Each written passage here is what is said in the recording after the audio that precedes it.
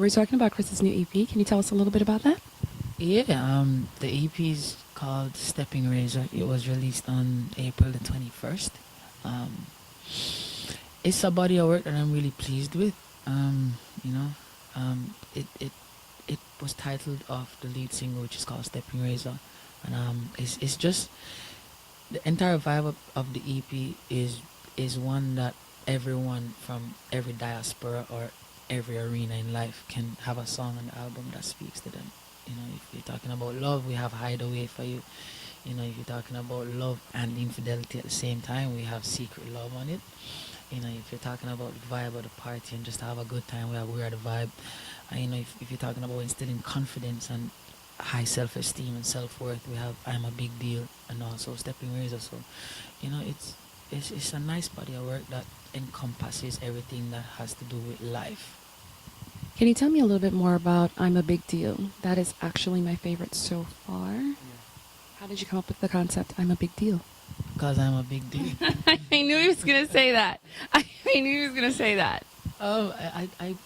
Because to be honest, like some people are afraid to coin that sentence. You know, it's just for us. I'm a big deal. You know, and some people are scared of it. Like they think that people are gonna say they're cocky or conceited, and that's not the case. I'm just bringing awareness to the fact that you have to believe in yourself and you have to think of yourself as a big deal. You know, with everything that you're doing in your life, you have some people whose self-esteem is very low. You know, you have some people who think of themselves as not as important as another person, and I'm just, you know, we're trying to cut out that shenanigans right now. You understand? Yeah, you have to think of yourself as a very important entity, and that is the type of self-awareness that I'm bringing forward. So at no point in time when I come in contact with you or I pass through your life, you can have the same thought process or you're in the same frame of mind. Nah, you have to think of yourself as a big deal. So we're empowering people, encouraging people to think of themselves as a very, very, very, very, very important person, and that is what it's all about, encouraging. Well, I liked the song before, but now the concept behind it, I love the song. I'm actually going to take you back a little bit. I'm going to take you back to Trinidad around Carnival time, Marshall Monday, and the collaboration you did with him. Fantastic song. I absolutely love that song. How did you come up with the concept? How did you guys, first of all, come up with the whole concept of the song? Well, I wrote that song, Soak. I wrote the song and me and Michelle, we had a show together. And then I was telling him, like, I have this song that, you know, if you like it, you know, you can do it. Or if you want to do it together, it's whatever, you know what I mean? And then he said, okay, send it over. So I sent it to him. And then he hit me back same time and said, yo, he loves it. You know, and he just said he's going to do a verse on it. And the rest is history. The rest is history, man. It was just a vibe. It was just like from one artist to the next, you know what I mean, showcasing an idea, and he just did it.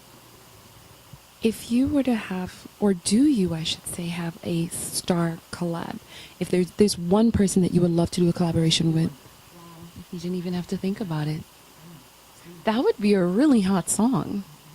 Stevie's like my all-time favorite. You know, I have favorites, but they're not living right now. Like, you know what I mean?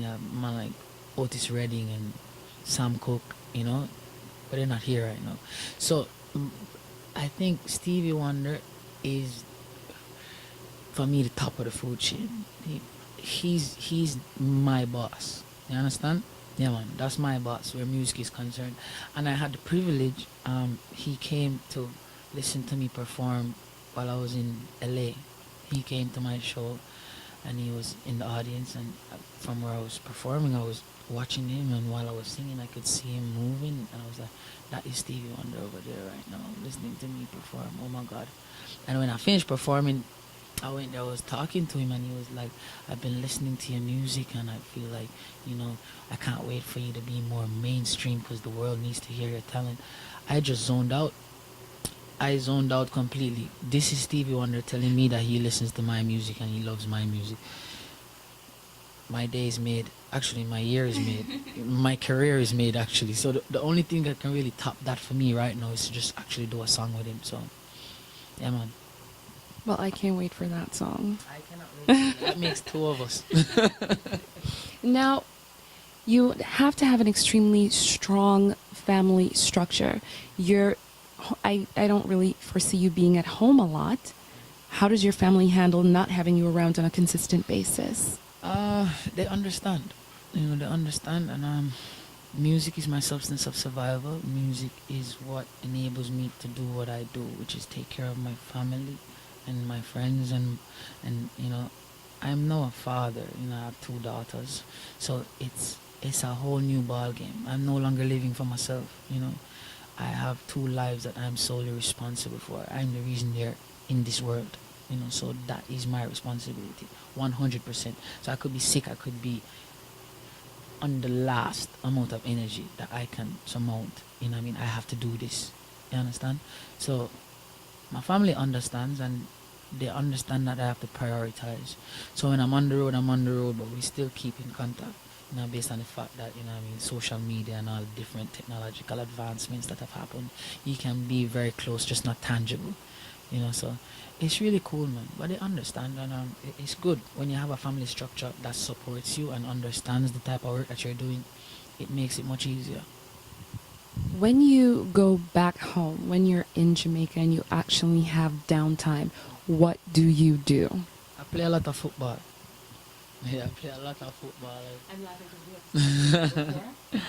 I play a lot of football. If I'm not playing football, I'm with my friends acting a fool. You know what I mean? I love to give jokes. I occasionally, I do the partying sometimes. Really? Yeah, man.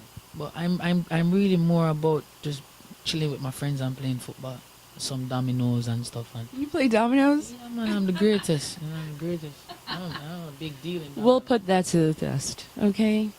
He might be second best, but You'll read about her if she plays against me in dominoes. Let me just tell you that much. But yeah, man, that's how I deal with my downtime, man. Dominoes, chilling with friends, playing football. Yeah, man. what's the one thing that it's now that we have social media, we have Facebook, IG, everything, and people, they look at the artist and they're like, "Oh, I know him, I know him," Yeah. and of course there would be friends in your head, but in actuality, they don't know you. So what's the one thing that nobody knows about you that you're willing to share? I don't know. What's the one thing that they probably wouldn't know? Like, maybe a lot of them wouldn't know that I can actually play football. Like, I don't just do it because I want to sweat. I feel like I could be a professional footballer. Yeah. So if you weren't singing, you'd be a professional footballer. I really think so. If I pursued that path, I feel like I'm not good. Test number 2. Oh boy, you don't want to go there. Trust me. Well, what else? I love to read. I really love to read. What's the last book you've read?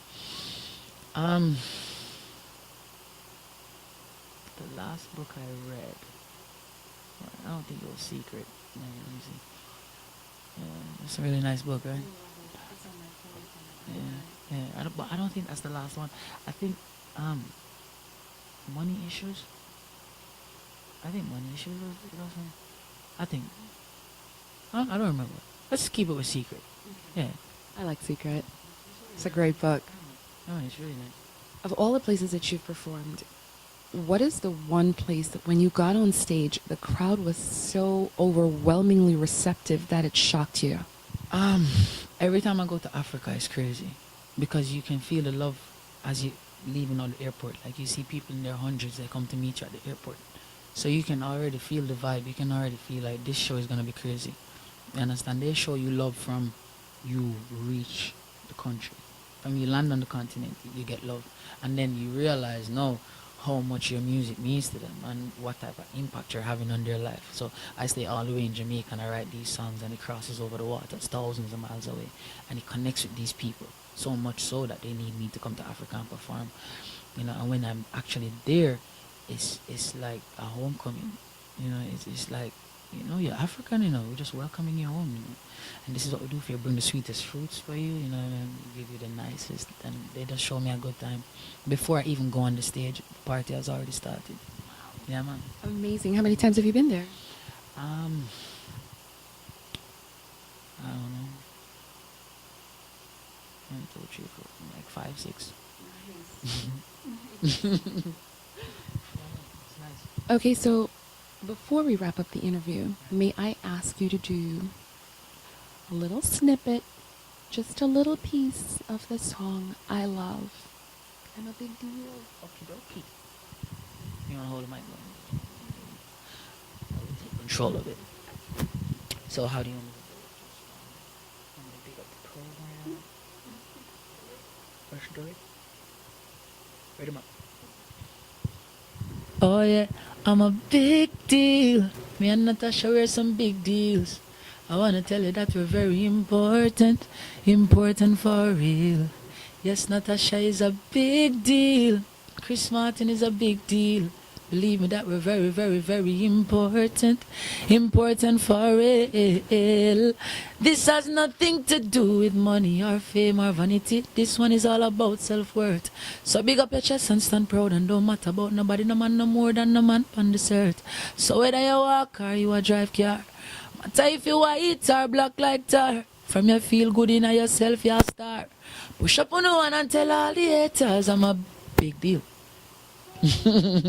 Much love, Martin and Dawson.